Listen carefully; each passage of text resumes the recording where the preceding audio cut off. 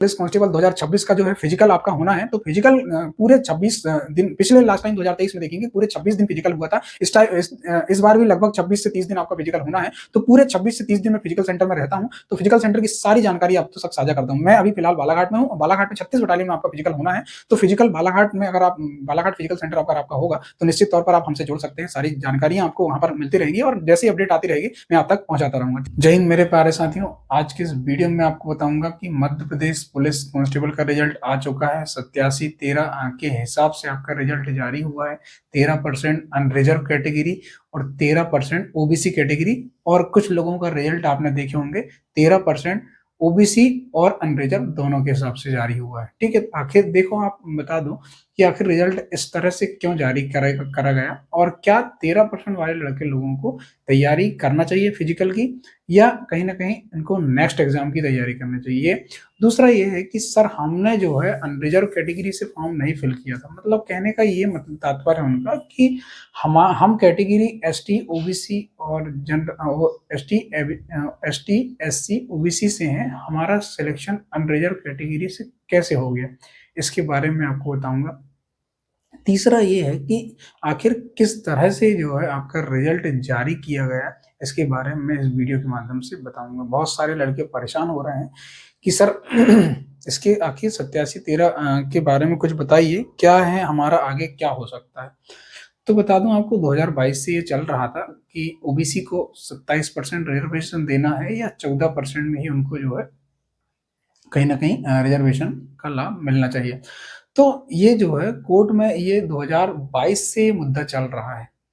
ठीक है, तब से ये मुद्दा, तब से 2022 के बाद जो भर्तियां आई हैं आपने देखी होंगी। मध्य प्रदेश पुलिस कांस्टेबल की लास्ट टाइम भर्ती जो है 2023 में आई थी, जिनका जो है 2025 में कहीं ना कहीं आपने देखे होंगे जो 25 में इनकी आमद हुई थी, और अभी फिलहाल ट्रेनिंग कर रहे हैं। तो इन जो बच्चों का रिजल्ट जारी हुआ था, इनका भी 87-13 के हिसाब से ही आपका जारी हुआ था कि 87% को ज्वाइनिंग दे दी जाएगी, और शेष तो 13% के जो रहेंगे, अनरिजर्व कैटेगरी हो या आपका ओबीसी कैटेगरी हो, दोनों कैटेगरी के जो रहेंगे इनका फिजिकल हो जाएगा, इनका मेरिट आ जाएगी, लेकिन इनकी जो है ज्वाइनिंग बंद लिफाफे में रखी जाएगी। जैसे ही कोर्ट इनके पक्ष में फैसला दे देगा, वैसे इनकी जो है ज्वाइनिंग हो जाएगी। तो 2023 की भर्ती जो आई थी, उनके जो 13% जनरल कैटेगरी और 13% आपकी ओबीसी कैटेगरी, दोनों बच्चों की जो है ज्वाइनिंग लेटर अभी बंद लिफाफों में, जैसे ही कोर्ट का फैसला आ जाएगा कोर्ट का फैसला मैं बता दूं आपको, ये 87-13 आप देख रहे हैं,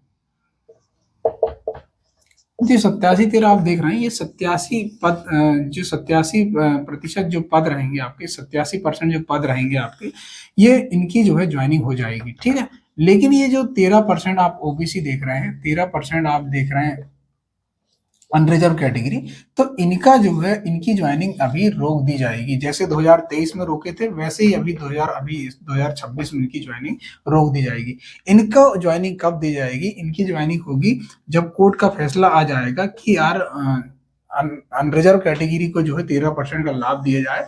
तो ये अनरिजर्व कैटेगरी के लड़के लोगों का जो वैसे इनका जो है फिजिकल हो जाएगा, इनकी मेरिट भी आउट हो जाएगी, और इसके बाद जो है इनकी सिर्फ और सिर्फ ज्वाइनिंग शेष रहेगी। तो ज्वाइनिंग जब भी कोर्ट का फैसला आएगा तब इनकी ज्वाइनिंग हो जाएगी। या कोर्ट ऐसा दे सकता है कि 27% ओबीसी को रिजर्वेशन देना चाहिए, तो ये 13% जो पद हैं आपके जो होल्ड हुए थे, ये 13% जो है ओबीसी को जो है आपका जो है नियुक्ति दे दी जाएगी। तो मैं बता दूं आपको, आप अभी फिजिकल करते रहें, क्योंकि कहीं ना कहीं आगे चल को आपको फायदा मिलने वाला। बहुत सारे लड़के ऐसे हैं जो इस बात को लेकर परेशान हो रहे हैं कि 13% हमारा नाम आ गया, हम क्या करेंगे फिजिकल देके, वैसे भी तो ज्वाइनिंग अभी 2023 की नहीं हुई है। तो बता दूं आपको, आज नहीं तो कल आपकी ज्वाइनिंग होना ही होना है, भले 2-4 साल बाद हो, लेकिन मैं बता दूं 28 में चुनाव है, संभवतः 28 से पहले आपकी जो है ज्वाइनिंग हो सकती है।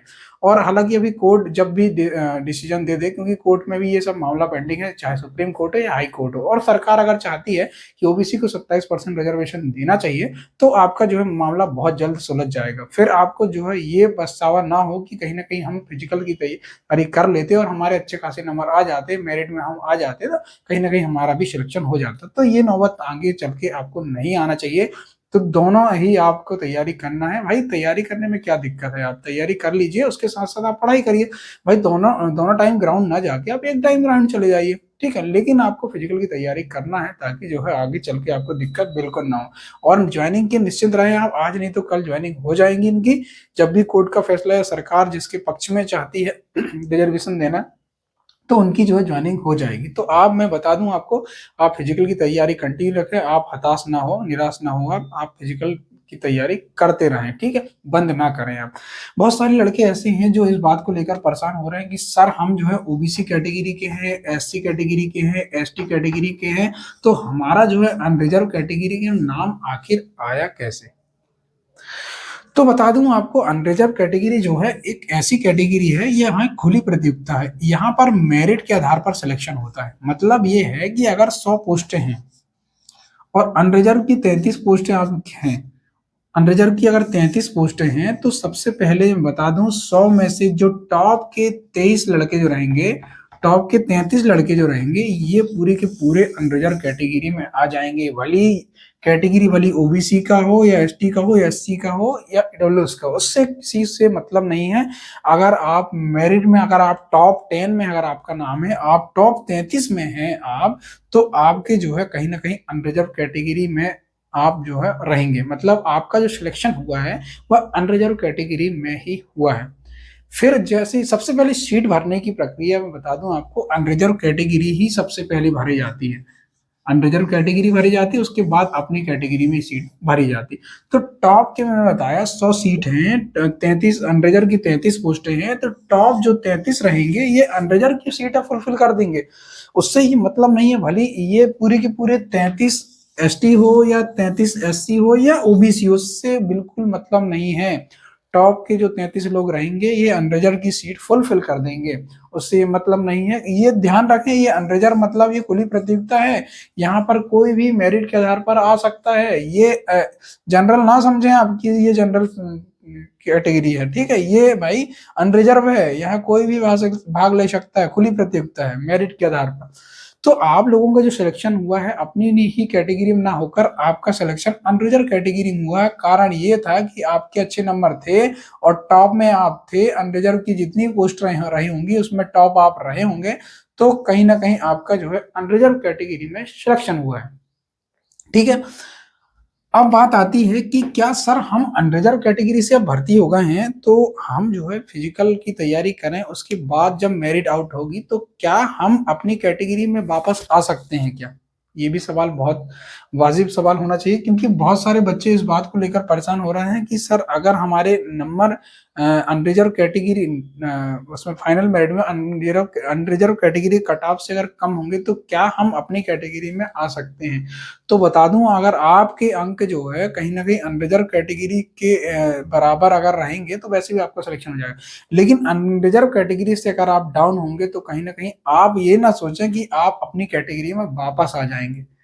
आप अनरिजर्व में ही फाइनल मेरिट में आप अनरिजर्व में ही रहोगे, ना कि आप अपनी कैटेगरी में आओगे। एक बार अगर आपका सिलेक्शन अनरिजर्व कैटेगरी से हो गया तो आप अनरिजर्व ही रहोगे, ठीक है।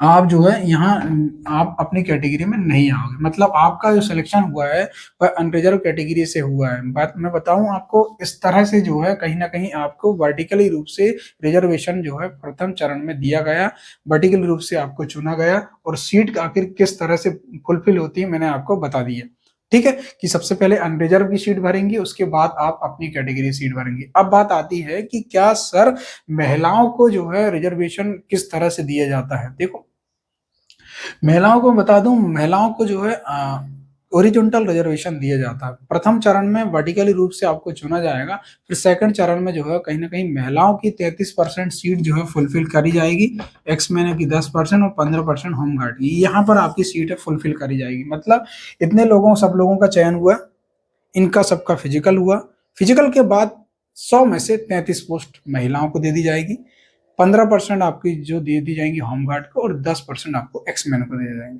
तो इस तरह से जो है सेकंड चरण में आपको जो है हॉरिजॉन्टल रिजर्वेशन दिया जाता है, ठीक है।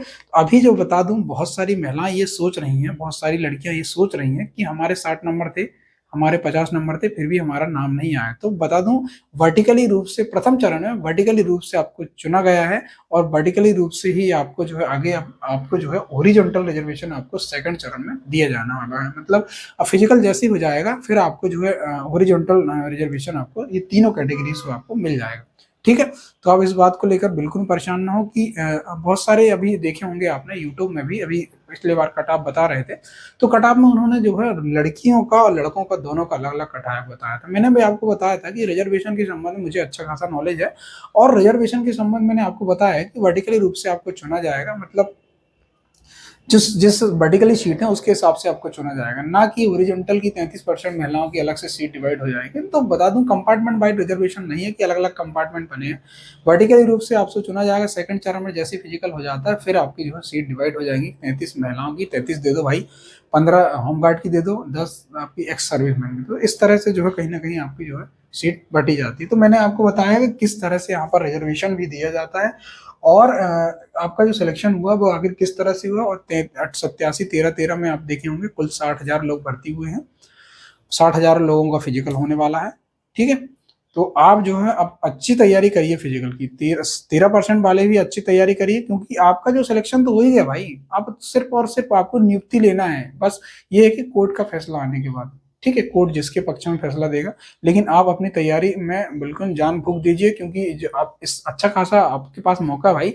आप ये तो आप सोचें कि 13% में तो नाम आया आपका, ये ना सोचे कि भाई 13% में आ गए आप मायूस हो गए। भाई 13% नाम आए बहुत बड़ी बात, क्योंकि 10 लाख लोगों ने फॉर्म डाले, उसके बीच में आप इतने मतलब अंडर 60,000 में आप आ रहे हो, बहुत बड़ी बात होती है। और फिर आपकी नियुक्ति का तो मैं अभी जब कोर्ट फैसला आएगा तब तो होना ही होना आपकी, तो आप तैयारी करें। ठीक है, तो ये था वीडियो, कैसा लगा आप अपनी प्रतिक्रिया जरूर दें। ध्यान दें, मैंने जो वीडियो डाला हूँ इससे पहले भी, तो उससे मैंने देखा हूँ कि लोग लाइक नहीं कर पा रहे हैं, क्योंकि कारण ये है कि शायद मेरा वीडियो पसंद नहीं कर रहे हैं लोग। ठीक है, तो अगर आप पसंद आए तो लाइक जरूर करेंगे, और अन्य दोस्तों तक शेयर जरूर करेंगे। और ध्यान दें, अभी मध्य प्रदेश पुलिस कांस्टेबल 2026 का जो है फिजिकल आपका होना है, तो फिजिकल पूरे 26 दिन, पिछले लास्ट टाइम 2023 में देखेंगे पूरे 26 दिन फिजिकल हुआ था। इस बार भी लगभग 26 से 30 दिन आपका फिजिकल होना है। तो पूरे 26 से 30 दिन में फिजिकल सेंटर में रहता हूँ, तो फिजिकल सेंटर की सारी जानकारी आप तो सब साझा करता हूँ। मैं अभी फिलहाल बालाघाट में हूँ, बालाघाट में 36 बटालियन में आपका फिजिकल होना है।